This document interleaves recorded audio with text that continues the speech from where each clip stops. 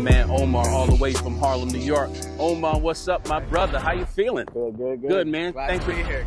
Thanks for joining me on the show. I just find that your car is amazing, right? The lines are beautiful, the color is impeccable, and if you look closely, he's got like little taxi cab things on here. Now, he's from the city, I'm from the city. We grew up around yellow taxi cabs before, Ubers and Lyfts, right? That's all you could do. A little piece from home.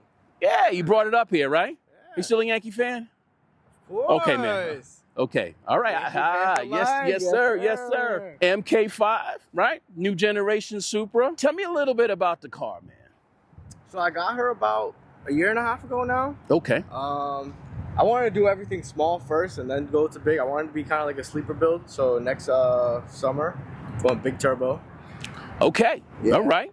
So I wanted to take care of all the cosmetic stuff. So I have it on lowering springs. I did like a reflector delete, added a little nice front lip, added all the decals and stuff.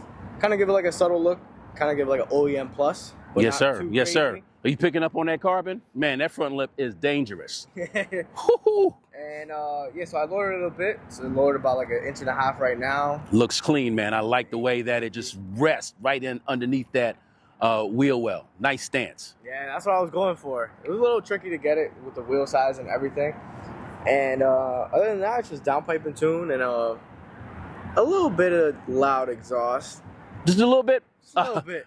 Just a little bit. He turned it up as he got here. I don't think it's a little bit. If it is, I think somebody's hearing is going, that thing is like loud as all get out. It's got a nice throaty sound to it. Where did the taxi cab motif fit in? Was that what you were thinking off jump, or did that sort of just kind of like come into as you were building it out? So actually, when I first got the car, I thought I was going to do a bumblebee thing. Okay. Just because it was yellow. And then I kind of thought more about, where I was from and everything. And I actually went back to New York with the car. But you drove this in the city? Oh, dude, are you crazy? I drive it everywhere. Okay. It's a car. I have not driven my car in the city, but I'm thinking about it. So then I drove back and I noticed that there was barely any yellow cabs, and I remember my childhood being full of it. So I was like, this is pretty close. It's a pretty close color, and I think it went well. I think people like the idea because it's like a more funny, more like chill idea. Yeah. And it kind of gives me the creativity so I can do kind of like whatever with the car. Again, as I have different guests on the show, I just noticed that the build is a reflection of the individual, right? Yeah. The personality gets to come out. And this certainly is an homage back to your roots. And now you kind of get to share that, in the New England space that they may not have that same vantage point, right? A yellow cab out here. Yeah, I mean, it's all Ubers and Lyfts now, right? So yeah, you're keeping it live, keeping it fresh, keeping it real. I'm noticing those brakes, man. I know they're factory, but those things are sharp. Those things set the wheels off. And oh, by the way, you told me that the wheels are factory? Yeah, they're factory. Come on now, Toyota. I give you big ups because not many wheels off the line look as fresh and clean as those, man. Those are nice. And they're staggered too. Yeah. That's nice. That is really nice. What's the engine doing? Anything? Just kind of chilling, waiting? It's kind of chilling, waiting. I mean, it has a downpipe and a tune right now, so it's about like 460, 470 horsepower on pump. Next summer, I'm planning to go about like 600 horsepower. So I'm looking at like an intake manifold, charge pipe, bigger turbo, a lot of things. Port injection. It's a lot of maintenance because I also want to keep it reliable. Like I don't want to just throw a big turbo on there. Is that your daily?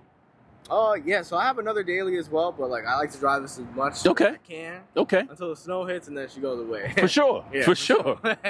We don't get the salt on the undercarriage, and we got a whole other set of problems that we want to deal with. That. Absolutely. So where are you getting your work done? So I actually have a buddy. Okay. Shout out to him, DB Customs. Okay, DB. He's a work from home guy, but honestly, best work I've had. All the work I've done on my car is through him. Okay. He's like a master tech. He does like everything. Is that right? Yeah, he's crazy, yeah. So, hey, DB, stay tuned, brother. I want to follow the build over the wintertime, so we're going to reach out, we're going to collab, and we're going to capture some of that work over the wintertime. I see NES. Tell me a little bit about New England Supra. Yeah, shout out to my guys, New England Supras. Follow them at NES Supras. It's about like, I think it's like 80 of us now. We actually did a rally the other day. It was about like 8 or 9 Supras. So just Supras?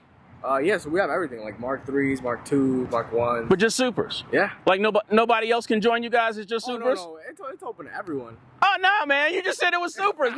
Now it's open to everybody. You can join us if you want. We'll take No, I'm a part of a Corvette club, so I get you. You got to have a Corvette to be in a club. You got to have a Supra to be in a team. I feel you. I'm just messing with you, man.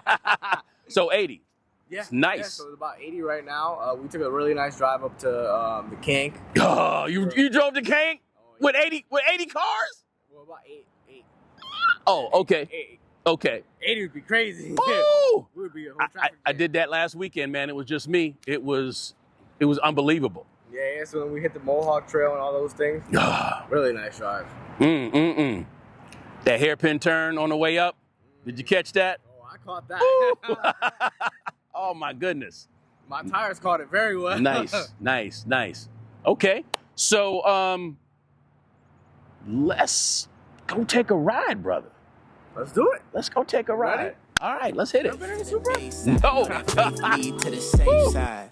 With me all the time, gave me plenty signs. Turn the night into the daytime. Came up stealing timepieces. Now I'm with the Prince of Peace when I take time. I ain't talking that he cleared off his calendar when I tell you Cockpit with my man Omar, and as beautiful as this car is on the outside, it is absolutely gorgeous on the inside. So, Omar, tell me a little bit about how this car came into your life, man. Yeah, so I got it about like a year and a half ago now.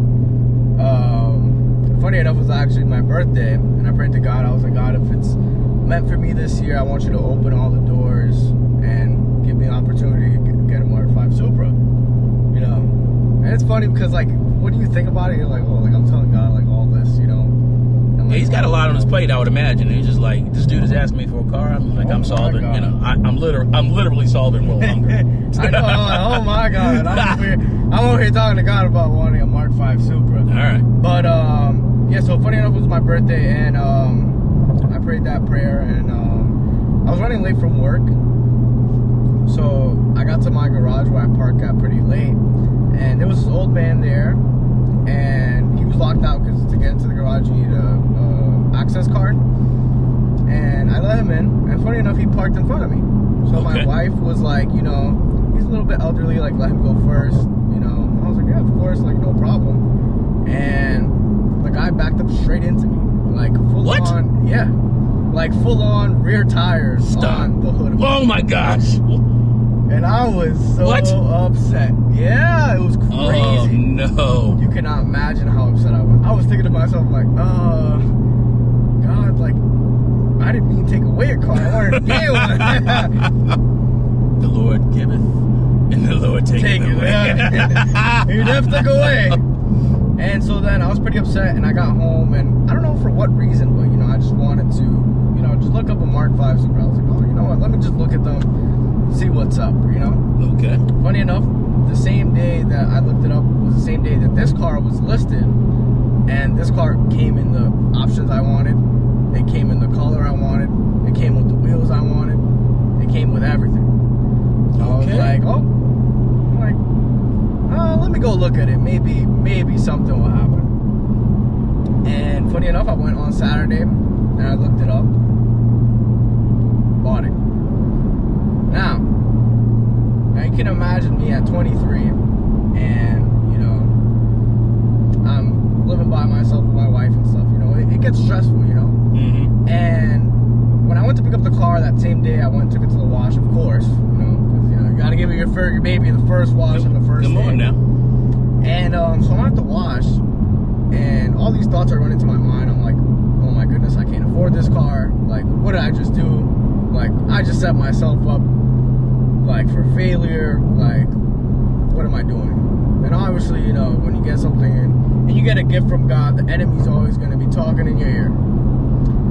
So I'm at the car wash, you know, I'm locked in, washing my wheels and everything. And this guy comes on a bike. And you know when you're like,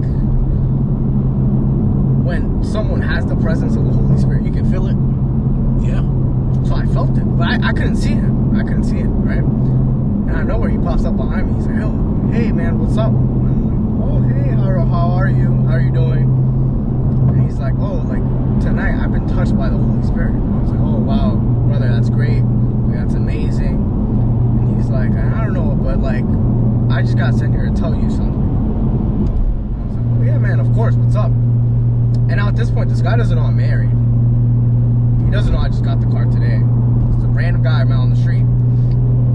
And he goes, "Listen, man, you have to stop stressing. If you ask God for something and he gave it to you as a gift, that means whatever happens with this car, he'll always take care of it." He's like, "Go out with your wife and enjoy it. Don't worry about any financials. Don't worry about keeping the car or..." This dude came out of nowhere and just like... Came out of nowhere. Legit nowhere. Wow. I never met the dude in my life. Never knew about him or anything. Probably never seen him again. No. Never seen him again. Ever. And he was like, "Stop worrying about it, because if God gave it to you as a gift, he's going to take care of you while you have it." And from that point on, I never worried about the car ever again. I was like, that's an awesome message, man. and I was like, that's wow. An awesome message. And I was like legit in tears. He was like talking to me and I'm over here like crying, full on tears. And I was like, wow.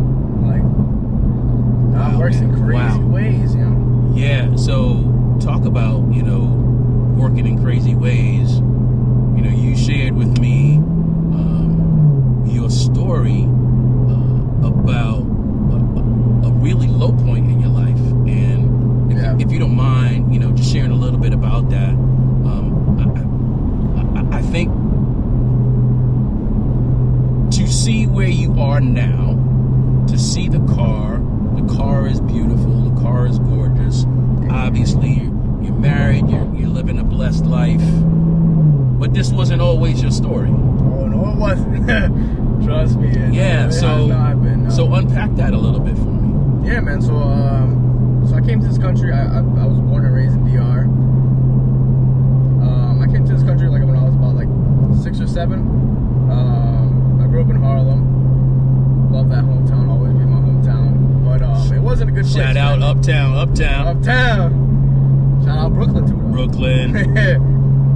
You know, it wasn't a good place, of course. So, you know, it was always difficult growing up, you know, surrounded by like a lot of factors, a lot of like, you know, distractions and, you know, not so good things. So, you know, I moved up here for college, and during COVID, my family, they decided to move back to the Dominican Republic because, you know, they're retired now and stuff. So they were in Dominican Republic, I was here. I got stuck at college. And funny enough, I was in my last year of college, and my college decided to hit me. Now keep in mind, I was like on a full ride. Okay. And out of nowhere, they decided to hit me with a $30,000 bill. And how's that possible? I don't know. What? So then they were like...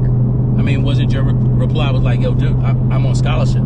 Yeah, so then they were like, "Oh, well, in the contract, you know, they can be taken away at any time." And I was like... Was that true? Yeah, it was actually true, yeah. It was actually in the contract. They were like, "Oh, wow." Yeah, so they were like, "Oh, we don't have the funding.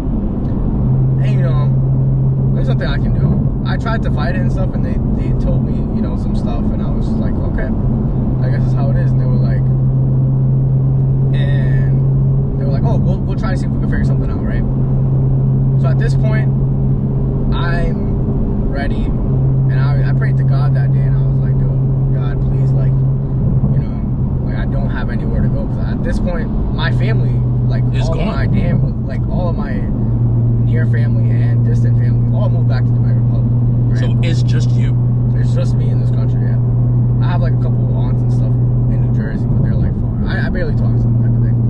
So I prayed to God that night. I was like, "God, listen, you know where I'm at, you know my situation, but if you think this is the right situation for me, let it be. Go ahead."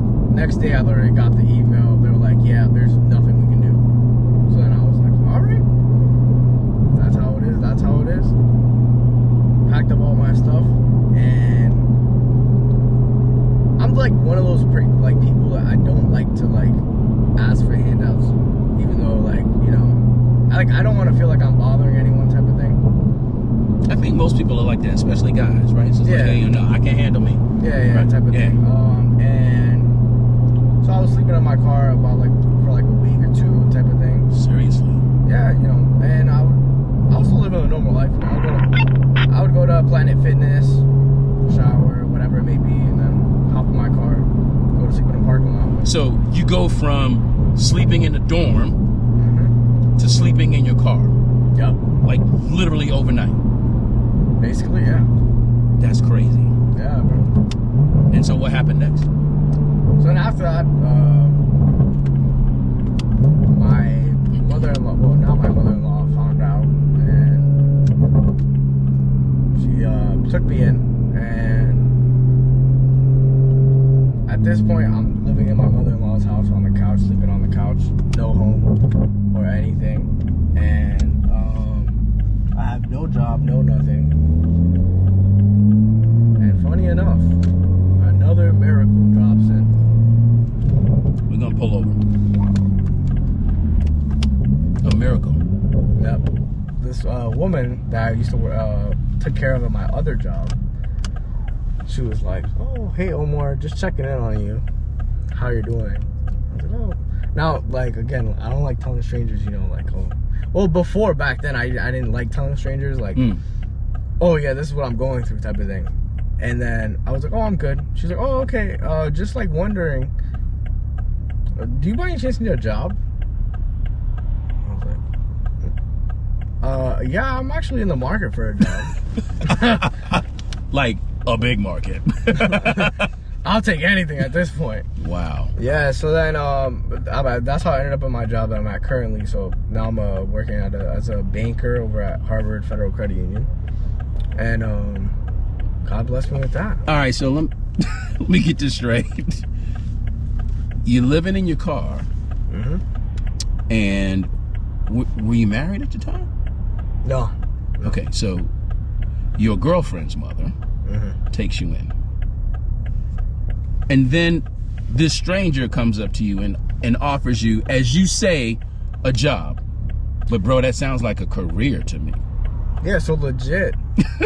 I you got know what her I'm saying? phone I was number. like a job is like, Yeah, yo, bro. I could hook you up, at McDonald's. That's a job, but you're like working as a customer success person at the bank? Yeah.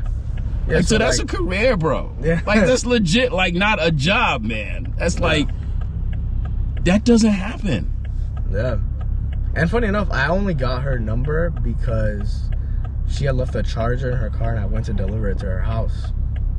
And, like, we just always ended up keeping up. Wow. Yeah. So then at that point. That's crazy. Yeah, bro. So then at that point, it was like a month and a half process for me to get the job. And somehow, someway, I ended up getting an apartment with my girlfriend, and then everything just kind of fell into place. Wow, man. Like, so, did you finish college? Do you want to hear about that? I mean, kind of, yeah. I mean, were you studying finance, or was that, like, not even what you were studying? That wasn't even what I was studying. Wow. That's So I was crazy. actually studying That's crazy. for computer information systems, Okay. right? And sometimes God takes away a good thing to bring on a better thing, but it takes some time in between. So I'm actually now at Harvard, and I'm finishing my computer science degree. Stop it. And then I'm finishing my computer science degree and my bachelor's, and then I'm also getting my master's in cybersecurity. Stop it. For real? Stop it. That's awesome. So you're at Harvard Credit Union. Do you get a discount on tuition? Oh, you want to guess how much I pay for a class? I really want to say nothing. It's close to nothing. That's sick, man. Yeah, so I'm paying like $40 a class. That's sick. That's nothing. That's nothing. That's nothing. People spend $40 a week on freaking Lunch. Starbucks. Yeah. That's crazy. Yeah. Oh my gosh. That is awesome. That's the true story that would bless anybody, right? Because could you have orchestrated that on your own? I don't even know what the blueprint looks for that. Exactly. Like you're building something that you don't even know how to build, right? Yeah. And I think that's just so encouraging to hear that God cares about the very small details of your life. Yeah. And he has the blueprint. And sometimes it doesn't work out the way you think it ought to work out. Yeah. But give it time. Let it breathe, right? Yeah. So that's what I always think about, is because, like, it's always the small details. Like, for example, that woman left her charger in that car. And then that's how I got her number. Come on, man. And then now I'm in the shoes where I need a job, and she hits me up because she has my number. Come on, man. That doesn't happen by chance. You can't make this stuff up. Yeah, exactly. Yeah. You can't. You can't make this up. Not even on a Netflix series. You can't make it up. That's sick, man. That's awesome. And so fast forward, you know, you're in the ElTaxi and you're killing it, man. You're ripping it. You know, I listened to the sound of this car. You know, earlier we were talking about exhaust, right? How loud yours was and how loud mine was. And sometimes because we're driving the car, we don't appreciate how significant the exhaust is, right? The voice of the car, right? Yeah. And so what is the significance of your voice? Like, are people hearing your exhaust from the things that, you know, you have been through and the things that you have come out of? Like, are you telling the story, man? Because, man, that's some hell of exhaust right there, man. Yeah, no, I definitely try to, you know, tell people the story. But I only try to tell it, you know, when someone asks or I feel like it's the right time. You know?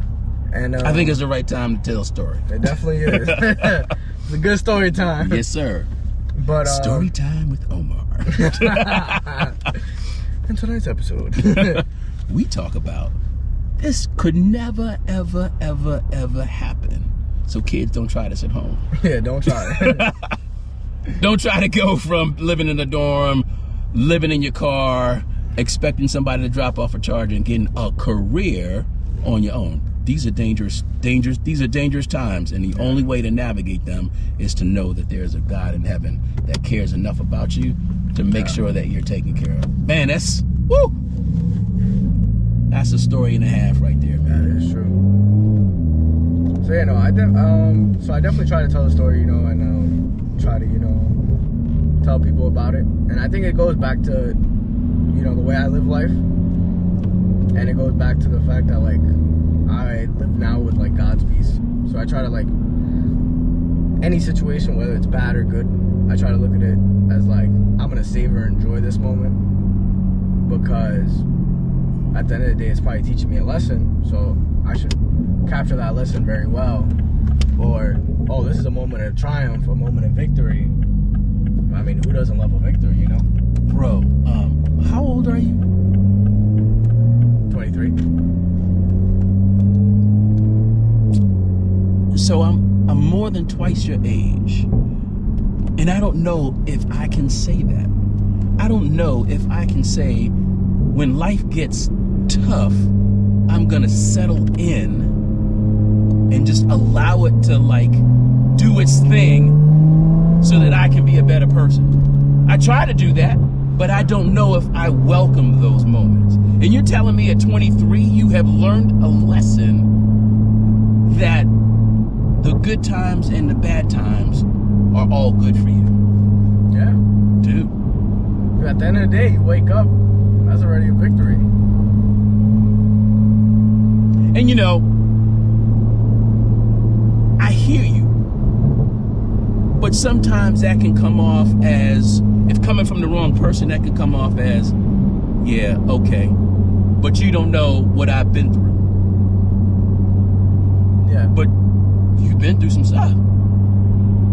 Yeah. So you get to say that because you've been through some stuff. Sometimes people want to, like, come off like, you know, they have the right answer. But they're like, it's academic to them. It's just like, oh, this is what you should do. This is how you should feel. This is da-da-da-da-da-da. Yeah. But you've been through the fire. And you know that when you're going through the fire, there's someone in the fire with you to help you come out of it. Yeah. Which is, actually, for me, it's kind of mind-blowing because you are so young. But to have those life experiences that make you a better driver in your life is absolutely like fantastic to me. It's like I feel like you should be doing the interview, you know, on me. I think you got those, you know, I think what is happening inside of you is beyond your years. Yeah. I mean, honestly. I mean, come on now. Gen Zs don't think like that, bro. Like, you guys are the most entitled people on the planet. Yeah. Like, you feel like everything just should be like orbiting around you and you get to call the shots and things need to change for you. But that's not what you said. You said the exact opposite of what I feel particularly young men your age feel. Yeah. Say again. Copy. Would you agree with that, or am I missing something? You know, I'm not. You know, I'm an Xer, so I'm a little removed from you guys, but I feel like, you know, as a generation, that's kind of how it goes.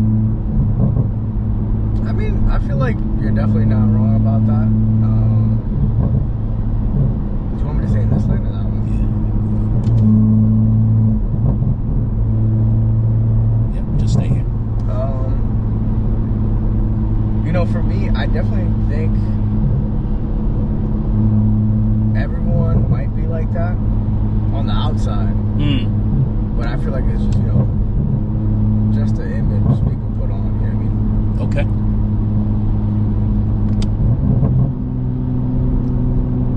And the reason I say that is because, like, you know, there's definitely been people I've met that are now big parts of my life where at first when I saw them and I met them, they were like kind of like that. Like they were like entitled or like they were like closed off, or like they would just look at you with like a straight face and like nothing else type of thing.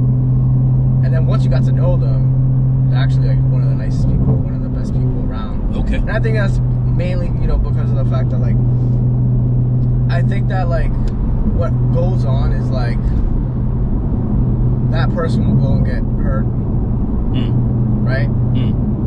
They'll go and get hurt, and then, now when you get hurt, what do? You close yourself off, right? And they're not going to open themselves back up if they don't have Jesus or God in their life, because who's going to take the enemy away? What you're saying is, just like when you see a car, you see the outside of the car might be clean, pristine, but the engine isn't working right. Yeah, it's not. But you'll never know that unless you drive the car. Yeah. Right? And so, how do you know whether or not people are really, really who they claim to be unless you get to know them and see how they drive their life, or who's driving their life for them? Yeah. Right? Basically, or like, you know, they could be driving the car, and then they might not know that they need an oil change. And you're the mechanic, you're like, hey buddy, you're like 10,000 miles overdue for an oil change. You know?